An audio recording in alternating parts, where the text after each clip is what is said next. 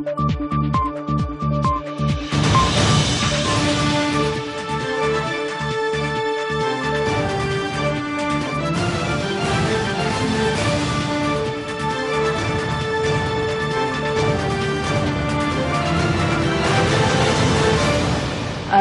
الأكارم، السلام عليكم ورحمة الله تعالى وبركاته. أحييكم من الفضائية الإريترية وأقدم لحضراتكم نشرة الأخبار والمستهل كالمعتاد بأهم وأبرز ما جاء فيها.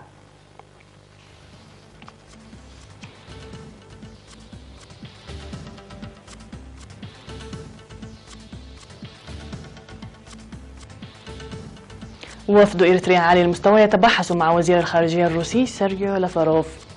برامج ثقافية وفنية بمناسبة الذكرى 57 لانطلاق شرارة الكفاح المسلح. ورشة عمل حول الأمراض المدارية بشمال البحر الأحمر. واشنطن تقرر وقف تمويل وكالة الأونروا. محكمة برازيلية ترفض ترشح دا سيلفا لانتخابات الرئاسة ومؤيده يحتجون. وأوروبا تتجه للتوقف عن تغيير التوقيت. من العناوين إلى التفاصيل، أهلا بكم. التقى وفد إريتريا عالي المستوى المكون من معالي وزير الخارجية السيد عثمان صالح ومستشار فخامة الرئيس السيد يمانا جابرآب في 31 من أغسطس المنصرم في مدينة سوتشي مع وزير الشؤون الخارجية الروسي سيرجيو لافاروف. وتبحث الطرفان حول تعزيز العلاقات الثنائية وغيرها من القضايا ذات الاهتمام المشترك. وذكر الوزير لافاروف في اللقاء التطور والتقدم الذي تشهده العلاقات الثنائية الإريترية الروسية، وعبر عن امتنانه للدعم الذي تقدمه إريتريا لروسيا في المحافل الدولية، موضحا بأن بلاده ظلت تعمل لتوسيع علاقاتها التجارية والاستثمارية مع إريتريا. كما عبر عن سعادته لاتفاق السلام الموقع بين إريتريا وإثيوبيا. من جانبه أشار وفد إريتريا إلى أهمية تعزيز العلاقة والتعاون مع روسيا بالنسبة لإريتريا، وذكر بأن التطورات السياسية والأمنية الحالية في المنطقة تخلق أرضية صلبة ومبشرة ليس في تعزيز العلاقة الإريترية الروسية وحسب، بل وإنما مع دول منطقة القرن الإفريقي.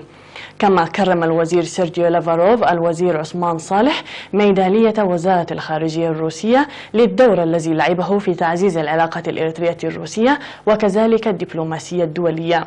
الجدير بالذكر بأن وفد إريتريا عالي المستوى توجه في 30 من أغسطس المنصرم إلى روسيا الاتحادية بزيارة عمل رسمية. نظمت برامج ثقافية وفنية بمناسبة الذكرى 57 لانطلاق شرارة الكفاح المسلح لإريتريا في الفاتح من سبتمبر بساحة الإكسبو. وقد حفلت البرامج الفنية التي اشتملت على الألحان الغنائية الرائعة والدراما الموسيقية الشيقة عكست تعاقب الاستعمار على إريتريا، وخاصة القوات الاستعمارية المتعاقبة التي حاولت لطمس الهوية الإريترية والطرق التي اتبعوها لمحو الهوية الوطنية عن الوجود، بالإضافة إلى التصدي الشعبي المتمركز على الوحدة والترابط. في غضون ذلك تواصلت فعاليات المهرجان الوطني لعام 2018 التي افتتحت فعالياته يوم 31 من أغسطس المنصرم بمختلف البرامج البهيجة.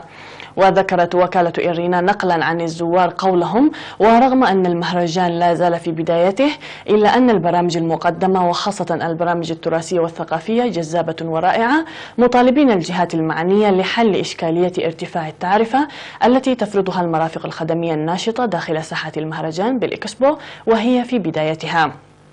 هذا ويشتمل المهرجان الذي يستمر حتى 8 من سبتمبر على عروض الصناعة والابتكارات وعروض التعليم وبحوث للأطفال وقرية الأطفال وعروض فوتوغرافية وركن لبيع الكتب وعروض البازار ووقفة مع فنانين وأدباء قدامى وعروض للمواهب الاستثنائية، بالإضافة إلى يوميات الإكسبو وغيره من البرامج الرائعة.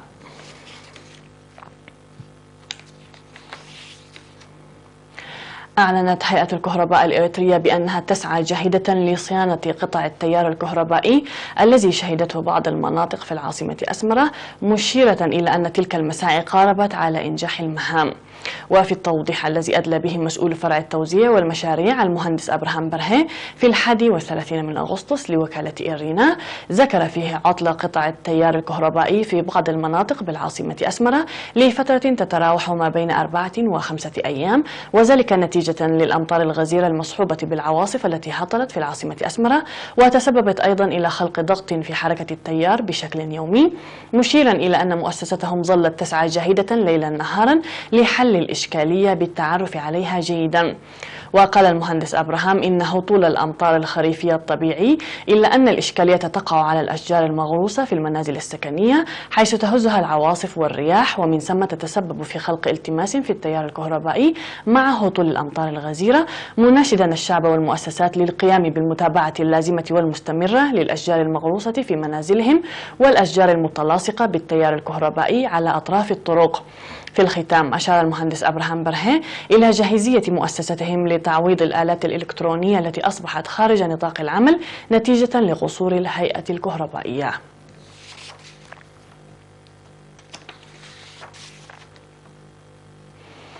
نظم فرع وزارة الصحة في إقليم شمال البحر الأحمر ورشة عمل في الفترة من 28 وحتى 30 من أغسطس الجاري في مدينة مصوى، تركزت حول الأمراض المدارية.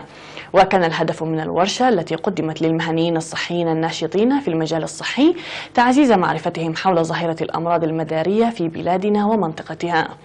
وقدم الخبراء المشرفين على الورشة توضيحا مسهبا حول سبل الوقاية من مرض الإجهاض المعدي الذي ينتقل عبر الرضاعة والتراكمة والبلهارسيا والأمراض المعدية من الحيوان إلى الإنسان وداء الكلاب وحمى الضنك والإسهال وحرق في المعدة وغيرها من الأمراض المدارية. وأوضحت الدكتور آريان مبرهتو الناشطة في مستشفى جندع المرجعي، ورغم الجهود الحسيسة الجارية للسيطرة على ظاهرة الأمراض الحديثة العابرة إلى البلاد، إلا أن هناك أمراض أخرى تظهر مع التحركات البشرية من وإلى المناطق، موضحة أهمية الورشة للوقاية منها في أوانها وقبل استفحالها. من جانبه قال السيد ولد يوسف بلاي مسؤول متابعة الأمراض الوبائية وإدارة المعلومات الصحية في مكتب الصحة في الإقليم أن الورشة هي الأولى من نوعها، مشيرا إلى أهمية منح الاهتمام الأكبر لبعض الأمراض التي لم تكن تعطى الاهتمام من قبل بتعزيز الوعي وإجراء المتابعة اللازمة. في إطار المساعي الجارية للارتقاء بنتائج الطلاب، أوضح في مديرية كرن ارتفاع نسبة الطلاب المشاركين في الشهادة الوطنية المتوسطة بأكثر من 17% بفضل مساعي كافة الجهات المعنية في المديرية. وأوضح مسؤول مكتب التعليم في المديرية الأستاذ يوسف عقباس اللاسي بأن الاستثمار الذي جرى لتحسين نسبة نجاح الطلاب المشاركين في امتحان الشهادة المتوسطة التي كانت 41.8 في العام الدراسي الماضي باتخاذ مبادرات ذاتية من الآباء والمعلمين، ارتفعت هذا العام إلى نسبة 59%. وكانت نتائج المدارس المتوسطة في المديرية البالغ عددها 13 مدرسة حققت 3 من تلك المدارس نسبة نجاح 100%، و4 مدرسة حققت أكثر من 70%، فيما حقق 3 مدارس أكثر من 50%، و3 أخريات أقل من 50%. وعلى المستوى الفردي حقق 29 طالبا أكثر من 90% من النقاط. وأشار الأستاذ يوسف إلى أن النتائج المحققة تشجع لمزيد من المساعي والنتائج، وتلعب دورا كبيرا في الدفع بالعملية التعليمية وخاصة في الصف الثامن. وتشير مستندات مكتب التعليم في المديرية إلى وجود 68 مدرسة احتضنت العام الدراسي الماضي 24,730 طالبا من رياض الأطفال وحتى المرحلة الثانوية.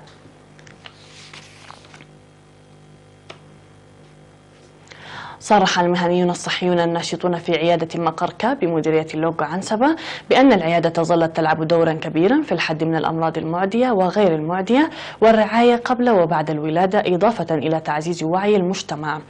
وأوضح ممرض التوليد مبرهتو يماني أن التطعيم المقدم في العيادة للأطفال والحوامل وكذلك حملة التوعية الجارية في العيادة تلعب دورا بارزا في الحد من العادات الضارة وترسيخ وعي المواطنين العلمي. كما أشار إلى أن الرعاية قبل وبعد الولادة توجد في وضع جيد، إلا أن الحوامل التي يجب أن يضعن حملهن في المؤسسات الصحية يصل إلى 30% فقط، لذلك يتطلب جهودا جبارة، وسوف توضع برامج تنفيذية تساعد في إنجاح المهام. وأفاد الممرض مبرهتو وضع برنامج لتنفيذ برنامج الإصحاح البيئي الأهلي في 17 قرية بالتعاون مع المديرية، داعيا إلى تعزيز تعاون المجتمع لإنجاح البرنامج. من جانبه ذكر الممرض تسفو قبر مدهن بتنظيم سيمينارات وندوات وحملات توعوية بشكل مستمر للمستفيدين فيما يتعلق بالأمراض المعدية وغير المعدية، وشدد على تطبيق إرشادات المهنيين الصحيين ومنح العمل لحل الإشكاليات الظاهرة الأولوية والاستفادة المثلى من الناموسيات وضرورة تناول الأدوية بانتظام. وقال المستفيدون من الخدمات الصحية بدورهم تحقيق إنجازات ملموسة في تطعيم الأطفال ومتابعة الحوامل بفضل السيمينارات المنتظمة، مؤكدين جاهزيتهم لإنجاح الأعمال الجارية لوضع الحوامل في المؤسسات الصحية وإبداء تعاونهم مع المهنيين الصحيين.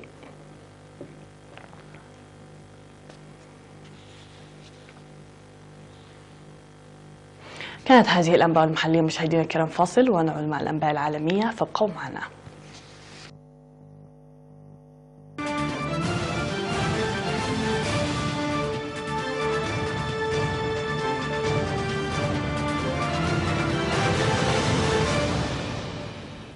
على الصعيد العالمي، قالت وزارة الخارجية الأمريكية إن الولايات المتحدة قررت إيقاف أي تمويل لوكالة غوث وتشغيل اللاجئين الفلسطينيين. ووجهت متحدثة باسم وزارة الخارجية انتقادات لاذعة لطريقة عمل الوكالة، قائلة إنها معيبة بشكل لا يمكن إصلاحه، وهو ما رفضته الوكالة، ووصفت الخطوة من جانبها بأنها مخيبة للآمال ومثيرة للدهشة.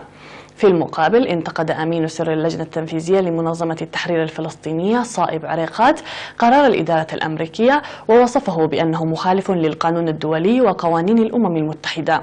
وتدعم الوكالة حاليا أكثر من 5 ملايين شخص في الأردن ولبنان وسوريا والأراضي الفلسطينية المحتلة وقطاع غزة، بما في ذلك توفير الرعاية الصحية والتعليم والخدمات الاجتماعية.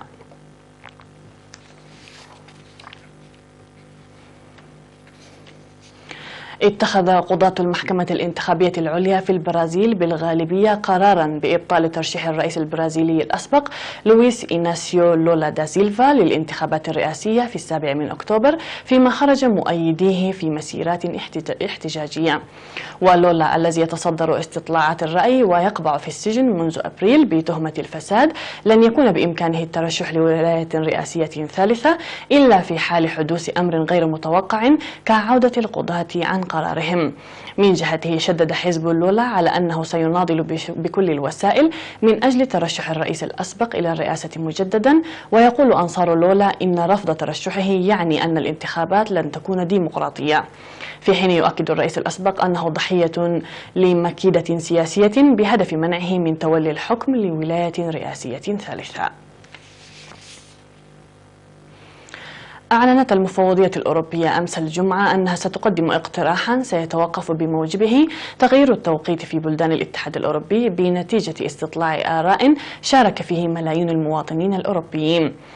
وقال رئيس المفوضية جان كلود يونكر أن ملايين الأشخاص عبروا عن تأييدهم للعمل بالتوقيت الصيفي على مدار السنة مستقبلا، وسجل عدد قياسي بلغ 4.6 ملايين رد من البلدان 28 الأعضاء في الاتحاد الأوروبي خلال هذا الاستطلاع العام الذي أجري بين 4 يوليو و16 أغسطس.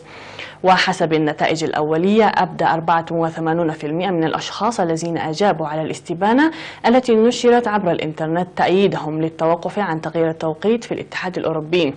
وتطالب بلدان عدة خصوصا شمال أوروبا ومن بينها ليتوانيا وفنلندا وبولندا والسويد بالتخلي عن هذا النظام.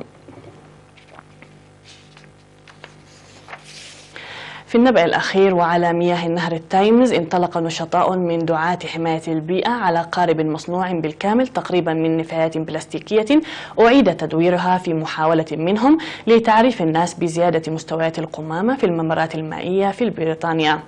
والقارب يمكن أن يحمل 12 راكبا، وهو من صنع مارك إدواردوز الذي صنع أيضا القارب الملكي بمناسبة احتفالات عام 2012 باليوبيل الماسي لجلوس الملكة إليزابيث على العرش.